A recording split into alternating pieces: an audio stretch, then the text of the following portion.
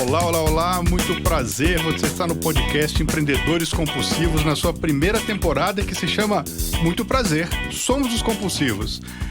Eu queria dar as boas-vindas a vocês, eu estou junto com o Luiz Felipe Patti, o CEO dos Compulsivos, eu sou Alessandro Saad, fundador dos Compulsivos, e hoje a gente vai bater um papo com a Fernanda Dutra, que é palestrante, escritora, coach, sócia-diretora da Flyflow e membro do Compulsivos. Muito bem. É muita coisa para uma pessoa só. Isso que nem falou que é artista plástico. E aí? Mas eu queria começar exatamente com isso, assim, ó. Eu acho que a primeira pergunta de todas é assim, cara, como é que essa história, assim, como é que você chegou nesse ponto de falar, eu sou isso, eu sou palestrante, escritor e coach. Qual é essa história, qual é essa trajetória para você chegar no que você é hoje, como profissional? Sabe que eu tenho uma história engraçada, né? Porque eu me formei em artes plásticas e administração de empresas simultaneamente, né? E isso era muito louco, porque as pessoas, não, assim, o povo de administração não entendia que eu fazia artes plásticas e vice-versa. Eram mundos muito diferentes, assim. E eu brinco que eu sofria bullying do RH na época, né? Porque falavam que eu não sabia o que eu queria. Hoje eu tô no RH e falo que sabia. A vingança. Agora é a vingança. Não, mas brincadeiras à parte, assim, eu sempre achei que esses dois mundos não eram tão distantes, assim, porque me davam um certo equilíbrio. Porque eu via muito, assim, essa questão dos artistas plásticos que andavam comigo, que eram super criativos, super inovadores e tal, mas não tinham tanto esse direcionamento para negócios, para business. E vice-versa, né? No mundo de administração era o contrário. E quando eu trabalhei muitos anos, né, dentro de RH, eu, assim, me formei em administração, fiz uma pós em marketing, trabalhei um tempo com marketing. E de marketing eu migrei para RH, e aí eu também fiz formação de RH. E aí eu me identifiquei e aprofundei. Mas quando eu trabalhei muitos anos na empresa, eu tinha essa vontade de levar para as pessoas aquilo que foi bom para mim. Você sabe que você é meio ornitorrinco, né? Aquele bicho que tem pelo, mas tem pata. Tipo tudo, né? Porque assim, ó, o Luiz conduziu um projeto muito bacana com uma multinacional para desenvolver novos usos para um produto, para um não tecido que essa empresa produzia. E a gente fez um hackathon com designers. E foi maravilhoso, surgiram várias ideias e tal, não sei o quê. A fase 2 foi para nós a coisa mais difícil do mundo. Foi fazer esse cara criativo querer crescer. Querer Exatamente. ter escala, querer não sei o quê. Eu isso. falei, cara, você não tá enxergando que o seu produto é bom, mas se você continuar fazendo sozinho não vai dar certo? É isso, esse é o ponto. Né? Daí quando você fala, eu falei, putz, ela tá com um pé em cada barco, ela tem visões distintas e consegue enxergar e conversar sobre isso, ou trabalhar em cima disso com equilíbrio, com conforto. Então, esse exatamente era o ponto. Até mesmo dentro do RH. Porque, por exemplo, dentro do RH tinha muito essa visão de desenvolvimento humano. Eu fui gestora em RH. E aí tinha muita visão do desenvolvimento humano, mas também não tinha esse olhar de a gente tem que provar que o que a gente está fazendo dá retorno para a empresa e que a gente tem que fazer indicadores e tal. Que é meu olhar mais de administradora. Entendi. E foi aí que eu tive a sacada. Eu falei, é isso, eu vou ensinar as pessoas a trazer um pouco desse equilíbrio, né? E que você pode ter esse olhar mais da inovação, mas também trazendo a criatividade e tal, mas também trazendo esse olhar mais empreendedor, que faça a coisa acontecer efetivamente nos negócios. Que o mundo não está tão distante do outro, né? Como as pessoas veem. E aí que eu saí da empresa para abrir minha consultoria, que eu comecei trazendo a arte. Tá. E aí eu fui colocando outros elementos que ajudavam mais também, como os jogos também, que ajuda muito no processo. Tá. Mas, e aí eu senti mais um ponto, né? Assim, eu sempre trabalhei com inovação, sempre trabalhei com criatividade. Mas aí eu senti mais uma dificuldade, né? Que é a comunicação. Então, porque como que a gente inova se a gente não gera conexões humanas mais profundas? Então, aí veio um outro ponto que também pegou muito quando eu comecei a fazer meus trabalhos de inovação, que eu chegava nas empresas e, assim, criavam-se produtos maravilhosos, mas que não conseguiam entender a real necessidade do cliente, ou as equipes não conseguiam trabalhar com as divergências de opinião, não conseguiam entender esse processo da criação da inovação. E aí eu percebi que tinha um ponto anterior da inovação que era a comunicação. Foi aí que eu entrei de cabeça na comunicação. Então, hoje, a sua principal área de atuação, qual que é a questão da comunicação em si? Qual que é a proposta de valor que você leva para as empresas, para os RHs? Eu trabalho com 3... na verdade, é uma coisa só, mas são 3 vertentes, né? São 3 pilares, que é comunicação, protagonismo e inovação. O meu foco é inovação, só que eu trago a base da comunicação e do protagonismo para que as pessoas possam inovar de uma forma mais consistente, vamos dizer assim. E dentro da comunicação, eu tenho formação de comunicação e marketing, eu tenho toda essa busca da comunicação, e eu fui me tornando especialista em comunicação para poder dar essa base para que a inovação seja mais efetiva. Então, hoje, o meu foco maior é esse, comunicação focado para inovação, mas o protagonismo acaba ajudando bastante também, porque tem que trazer um pouco mais de senso de responsabilidade também, né? E a questão da comunicação não violenta, que você fala bastante, como é que isso surgiu, como é que deu esse clique, em que momento da sua trajetória? Comunicação não violenta, primeiro que eu sempre falo que a comunicação tem um viés enorme, né? O que a gente fala, porque o outro interpreta, é completamente diferente. E o nome comunicação não violenta é mal interpretado. As pessoas acham, quem não conhece em geral, às vezes acha que é falar mansinho, falar fofo, né? E, na verdade, quando eu comecei nessa busca de comunicação... Fluffy Talks. Não é nada daquilo que a gente faz aqui, né? Não, e não nem combina comigo, porque eu não sou fofinha, eu sou agitada, assim, pelo contrário, né? E, na verdade, assim, quando eu comecei a pesquisar e mergulhar na comunicação, para mim foi a metodologia que mais me trouxe respostas. Porque a comunicação não violenta, ela gera conexões empáticas, então você consegue entender a comunicação um pouco além daquele óbvio. Do que a pessoa está me expressando, não é exatamente o que ela quer me passar, mas o que está por trás daquilo, que são as necessidades que ela tem e o contexto que ela está vivendo, o sentimento que ela está tendo ali na hora. Então, o que ela me expressa, que não necessariamente são palavras, pode ser por comportamento, por atitude, eu posso aprender a enxergar a comunicação além daquilo que eu interpreto. Quer dizer, de uma grande forma, a gente fala que leva a comunicação de uma forma mais assertiva, talvez, né? Porque eu acho que hoje as pessoas têm dificuldade de se comunicar, principalmente numa era que tá todo mundo mandando texto e pode ser mal interpretada a mensagem. Então, esse trabalho também, você acha que o resultado leva uma comunicação mais assertiva, com uma melhor fluência? Seria nesse sentido? Também, mas eu acho que ele tem um ponto maior que vai além do assertivo. Assertivo, sim, porque se eu compreendo, se eu consigo entender o que realmente você está expressando, a gente vai ter mais assertividade, claro. Sim. Mas o ponto principal é que eu consigo entender o que você está querendo me comunicar, às vezes inconscientemente. Porque o que acontece? Se a gente citar alguns vieses da comunicação, né? A pessoa fala, eu interpreto de acordo com o que eu enxergo do mundo, com aquilo que eu vejo, com a forma, minhas crenças, meus valores, eu vou decodificar o que a pessoa está expressando de acordo com a minha referência. E na comunicação não violenta, eu vou enxergar a referência do outro, o mundo do outro, como que funciona, a lógica do outro. Sim. Né? Fora que o ser humano é muito louco, né? E a gente não fala exatamente o que a gente quer falar, né? Então, as mulheres principalmente, né? Principalmente, mas homens também. Mas não tem um ponto aí que tá baseado, falando um pouco dessa geração mais jovem, né?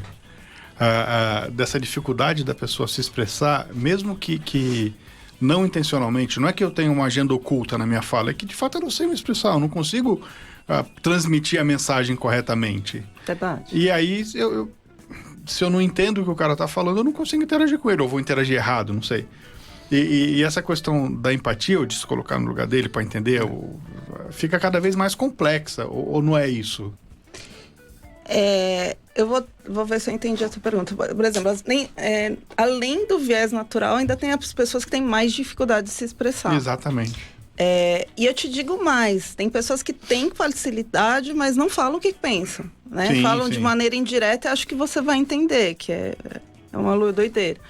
Mas vamos considerar, a pessoa tem dificuldade, enfim, não importa, né? Na verdade, assim, eu não estou me comunicando só pelas minhas palavras, eu vou me comunicar pelos meus comportamentos, pelas minhas atitudes, por tudo. Agora, o que eu me comunico, o que eu expresso para você, independente daquilo que eu estou falando, do que eu estou te expressando, existe por trás algo que me estimula a agir daquela forma. Entendi. Então, o que a gente aprende dentro da metodologia? Enxergar empaticamente que você tem uma lógica e que tem estímulos que vão afetar em você de uma forma diferente que afetam a mim. Perfeito. Então, vamos supor que o Pátio fale aqui de um jeito brincando comigo e brincando com você. Pode ser que um dos dois fale, que legal, dá risada, e o outro fica super ofendido. Então, não é o que ele falou, é a forma que a gente interpreta que vai determinar Perfeito. a comunicação. E como é que eu levo isso para o contexto da empresa, por exemplo? Em que momento ou em que situação uma empresa precisaria dessa competência ou desse conhecimento para ter um resultado melhor, seja interno ou externo? Então, imagina assim, tem 2 pontos que é o foco que eu trabalho. Equipes, né? Então, liderança e inovação. Então, imagina que você está com a sua equipe e a gente tem, claro, conflitos nas empresas são velados. Não né? sei do que você está falando. Imagina, né? E o pior é que, assim, como ele é velado, as pessoas se falam, só que não, né? Então, sim. E aí começa a criar alguns problemas. Então, por exemplo, você me falou uma coisa que eu decodifiquei de uma forma que eu acho ruim, aí eu crio uma imagem, um estereótipo de seu, que até existe um viés inconsciente que chama efeito halo, né? A impressão que eu tive de você, aqui vai ficar para tudo. Então, tudo que você fizer, eu vou achar que é ruim. Tá. Então, a gente Obrigado. Você entendeu, e né? no pátio, tudo legal. Brincadeira. Você entendeu. Então é isso, pessoal. Obrigado. A gente Obrigada, conversou com a Fernanda. Acabou, foi ótimo. Aí imagina assim, a gente está numa equipe, é velado. O líder não percebe que a gente está com conflito, só que a gente está criando alguma coisa juntos. E o processo de criação exige que a gente venha com ideias divergentes para depois gerar uma convergência. Só que tudo que você fala, eu já anulo. Eu já não considero, entendeu? Então, para a gente conseguir trabalhar a equipe com efetividade, a gente precisa limpar essas barreiras. Entendi. Agora, limpar essas barreiras, eu preciso entender que não necessariamente o que eu decodifiquei é o que você me disse. Ok. Existe uma lógica sua na forma que você falou comigo. Um porquê de você fazer aquilo. Desculpa, a questão cultural, você acha que a questão cultural, também principalmente em empresa multinacional, também é um fator que impacta nessa comunicação? Deixa eu dar um exemplo. Uma época eu era executivo de uma multinacional, eu tinha aqui um chefe gringo, que falava o português daquele jeito, mas falava. E ele tinha uma preocupação muito forte, que eu chamava um par meu, oriental, japonês, de japa. E ele ficava preocupado com essa questão. Não, ele vai se ofender, ele não vai se ofender. Foi conversar até com o RH e tudo. E perguntou diretamente para ele. Falou, ele te chama de japa, isso é um problema? Ele falou, não, todo mundo me chama de japa. E eu sou o quê? Né? Então, assim, essas questões culturais de diferentes culturas, principalmente com a questão de expatriados, é um fator também nessa questão da comunicação? Sim, e no Brasil tem um ponto que do mimimi ser maior, né? Agora, mais ainda. E assim, a gente está alimentando esse mimimi, na verdade, também, né? Que esse exemplo é perfeito. Então, assim, eu chamei meu amigo lá de japa e tá de boa, tudo bem, tá ótimo. Só que agora, qualquer coisa que você fala pode gerar uma conotação ofensiva. E um dos pontos que a gente traz, inclusive nessa questão cultural da empresa, é de mudar a base da cultura da empresa justamente usando a comunicação não violenta. Porque uma das teorias do Marshall Rosenberg que criou é que ninguém é capaz de ofender ninguém, né? Então, na verdade, ele não me ofende. A interpretação que eu faço do estímulo que ele fez que me ofende. Olha que legal isso. Será que funciona em casa? Funciona. Funciona, eu uso. Eu uso. Pode estar nervoso comigo, me xingando, que eu sei que não sou, acabou, não vai me ofender. E é tão interessante porque, assim, se você tá me xingando e eu me ofendo, eu valido o que você disse. E esse é um ponto muito interessante, porque às vezes você tá me xingando porque você tá chateado comigo e você nem pensa aquilo de mim. Mas eu me ofendo e valido uma coisa que nem você pensa, mas eu tô falando que é verdade. Então, você cria você se fortalece, né? Então, você cria uma blindagem, vamos dizer assim. Porque eu falo, bom, isso não me ofende. Mas se não me ofende, mas eu posso perceber que você está tentando me ofender, porque provavelmente eu fiz algo para você que faz você ter essa reação. Então, em vez de eu ficar no egocentrismo de você me ofendeu, coitadinha de mim, o que aconteceu que o Saad está me tratando assim? Ele não é de fazer isso? O que aconteceu? O que estimulou você a ficar desse jeito? Entendi. Então, muda o padrão. Eu tive um caso, inclusive, que foi bem interessante. Isso que eu ia te perguntar agora. Se tem um caso, assim, que marcou, assim, que... Não vamos falar de empresas, né? Por uma questão de ética, assim. Sim, mas, assim, tinha um líder que estava realmente com um comportamento bem errático, né? E ele gritava com as pessoas. Ele gritava, você é incompetente! Você não Olha o sabe assédio moral rolando. Super. Não, ele estava sendo transparente, gente. Super. Não, mas ele falava desse jeito, você está sendo incompetente, você é isso. E ele gritava com as pessoas, o clima estava péssimo. E aí as pessoas fizeram o treinamento e tal. E teve um rapaz que foi um estagiário, que ele levantou. Foi um dia, estava nos síncopes dele lá. Você é incompetente, tá? Ele levantou e falou assim, ok, eu não sou incompetente, mas eu entendo que para você, nesse momento, eu não estou atingindo o resultado que você espera. O que eu posso fazer para atingir o seu resultado? Você pode me ajudar? Quando ele fez isso, na frente de todo mundo, ele foi extremamente educado, ele usou a comunicação não violenta, né? Quebrou as pernas. Quebrou as pernas. Aí o pessoal me mandou um relato disso, agradecendo. Não, me agradeceram, porque assim, quando o rapaz teve essa postura, o líder mudou completamente. Porque assim, caiu caiu em si, né? Ele percebeu o que ele estava fazendo. Perfeito. Pela resposta do rapaz. Do estagiário. Sem brigar. Que não foi efetivado, claro. Não, e foi muito legal, porque assim, em nenhum momento ele brigou com ele. Perfeito. Né? Perfeito. Ele até acompanhou o que ele estava falando. Não, realmente, eu não devo estar atingindo o resultado que você quer. Mas eu não sou incompetente. Então me ajuda que a gente consegue chegar lá. Tem um negócio que é importante a gente ver. Você vive isso direto nas empresas, que é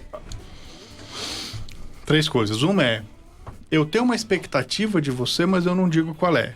Isso. Essa é a primeira. Então, Super. né? O segundo ponto é, eu delego, mas eu não largo. Então, eu fico esperando que você faça do jeito que eu faria, e não que você faça o que eu pedi para ser feito. Uhum. Né? E a terceira coisa é, independente do que aconteça, as pessoas estão numa relação tão complicada e tal, que eu sempre vou partir do pressuposto que tem uma agenda oculta e alguém vai fazer algo para me prejudicar. É a tempestade perfeita aqui, se você juntar essas 3 coisas para... E aí não anda a relação profissional, porque você pede e não explica, delega e não larga. Eu acho que eu acrescentaria um 4º tópico aí, que eu vejo que as pessoas hoje, talvez mais ainda, estão muito na defensiva. Então, qualquer feedback ou qualquer coisa que você me fale, eu interpreto isso como uma ofensa, ou como uma acusação, ou como uma bronca, em vez de querer entender aquilo que você está falando. Que foi um pouco do que o rapaz fez. Talvez a grande maioria, quando o chefe fala você é incompetente, você não sei o quê, parte para briga, Sim. parte para revidar, e em vez de ter essa inteligência de entender o que estava na mensagem e tentar contra-argumentar. Entendi. São 4 coisas. São 4 começar coisas. por ali, então. O primeiro que você colocou é que... Eu tenho expectativa de você, mas eu não falo. Aliás, expectativa só gera frustração e ansiedade, né? Porque o outro que já junta a segunda coisa que você colocou. Porque o outro nunca vai entregar o que eu faria. Claro. O outro vai entregar o que ele faria. Claro. E aí é interessante porque... formar líderes nesse olhar é importante, né? Então, assim, o que você quer? Qual o resultado que você quer?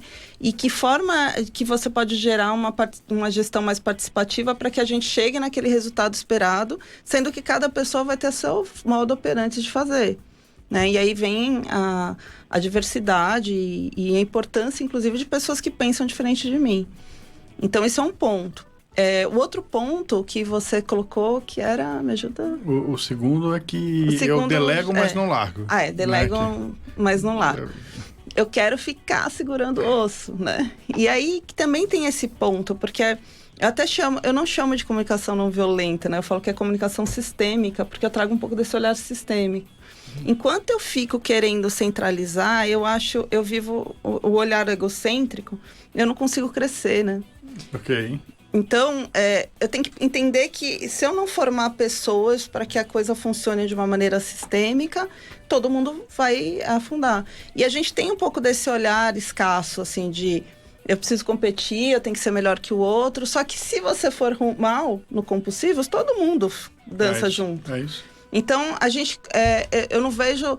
Por exemplo, estão lá todos os consultores, não são meus concorrentes, são pessoas que eu preciso ajudar para que eles fiquem bem, para eles poderem me ajudar e todo mundo crescer. Complementares. Né? E aí, então, é desconstruir. Então, um dos pontos que a gente trabalha bastante é desconstruir esses paradigmas e esses vieses, porque é o primeiro ponto. Né? Então, a gente começa trabalhando na intracomunicação, que é essa mergulho em si mesmo, para você desconstruir coisas que a gente formou, até pela escassez do capitalismo, de não tem para todo mundo. A gente cresce aprendendo isso, né?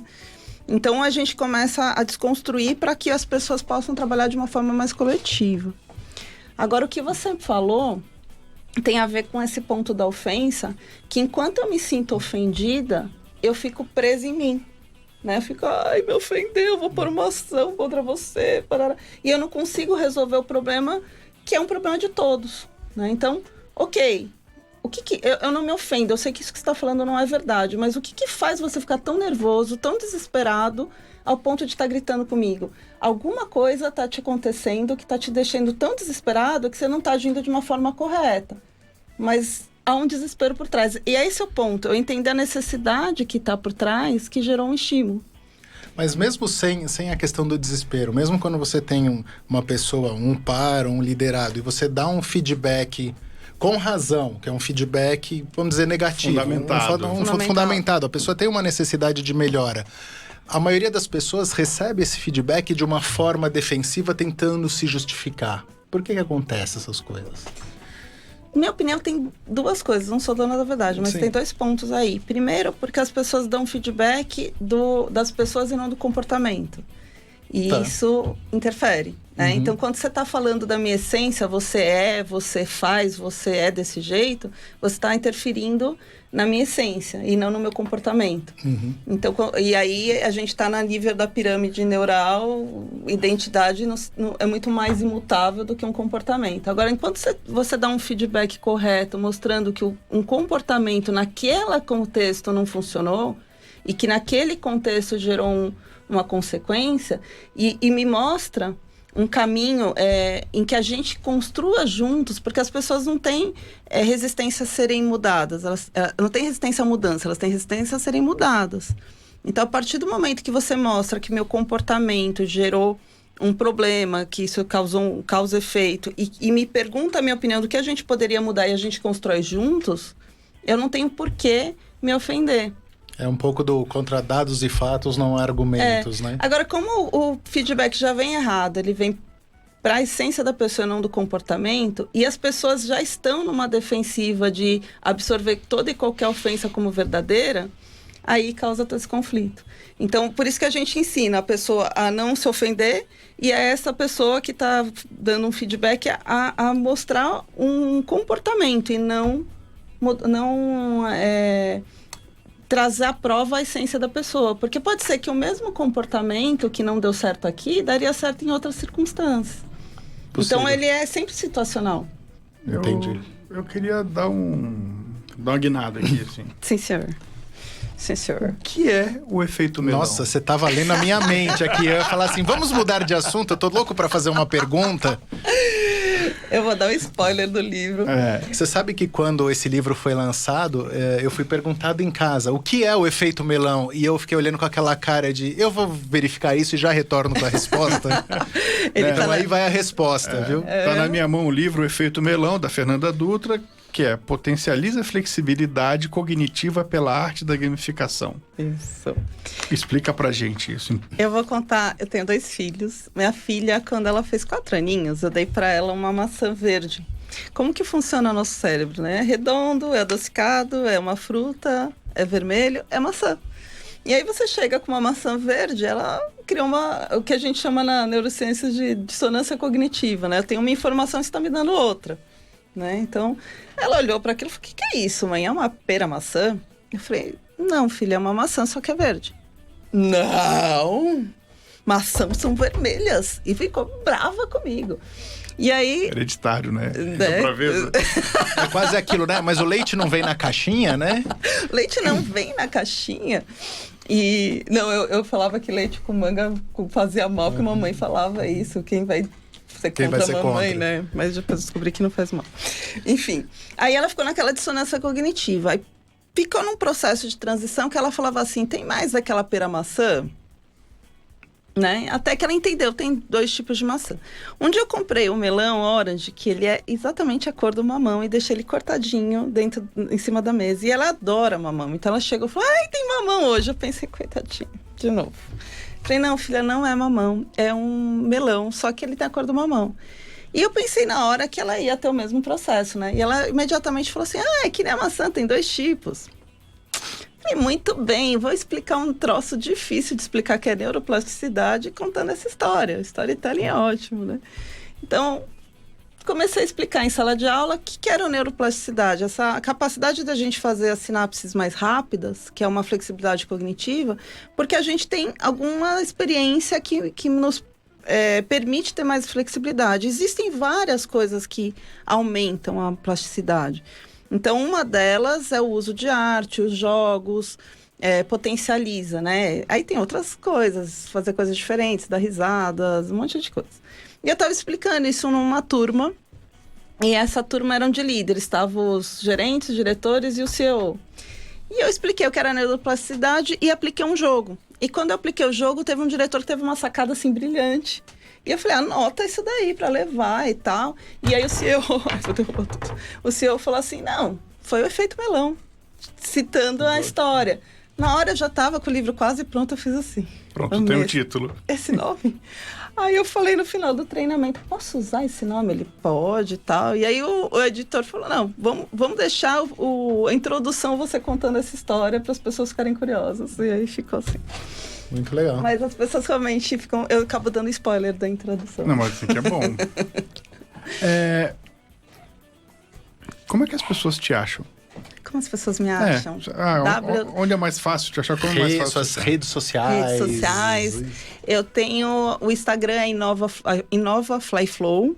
Flyflow, acho que precisa escrever aí embaixo, né? O FLYFLOW.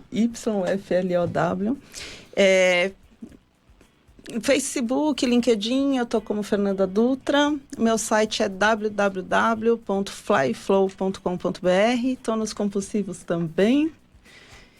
Não acredito, você tá nos compulsivos? Tá Qual no que é o site. site dos Tá no compulsivos? site Tô dos lá, com a empreendedores minha fotinha compulsivos. ali, bonita lá na foto. E é isso. Eu queria fechar. Olha para aquela lente que... Não, tô obrigado. Aquela... Aquela ali, ó. Não tem outra. Só aquela ali, ó. É só aquela lá mesmo. Vai ver que tem um espião. Não, eu queria assim, esse podcast, essa temporada nossa aqui do podcast, ela é meio que apresentando as pessoas, né? Tá. E, pô, a gente falou do seu currículo, você falou um pouquinho da sua história, você falou como a gente conta e tal, não sei o quê. Eu queria que você deixasse a sua mensagem, faça o seu merchan, fala assim, ó, o mundo vai ser melhor com as minhas competências. Muito bem. Você sabe que eu tenho o slogan que é voe alto e permita fluir, né? Porque Fly Flow vem disso. Eu acredito que quanto mais as pessoas... É um pouco disso que a gente foi falando, sabe? De você não se ofender, porque você é dona de si, você conhece sua essência, você sabe o valor que você tem só pelo fato de estar aqui.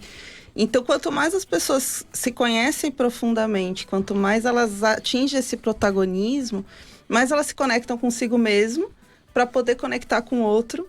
E, por fim, que é o mais importante, é que eu chegar no nível de conectar com o todo. Porque aí eu percebo que tudo que eu faço interfere para o todo, mas o todo interfere comigo. E a gente está conectado.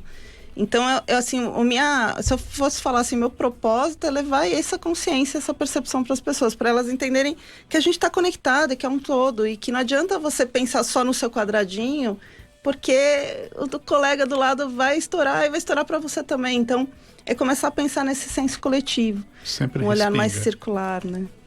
Muito bom. Muito bem. Muito obrigado pela visita aqui, pelo bate-papo. Eu acho que já foi acabou. muito enriquecedor. E esperamos ter novamente em breve, né? Em futuros episódios, em futuras temporadas, com mais novidades aí, com novos materiais. Sim, eu adorei essa ideia do podcast. Beleza, adorei. vocês ouviram aqui Vamos mais embora, um vamos episódio fazer. do podcast Empreendedores Compulsivos da primeira temporada. Muito prazer, somos os compulsivos. Abraço e até a Abraço, próxima. até a próxima. Até a próxima.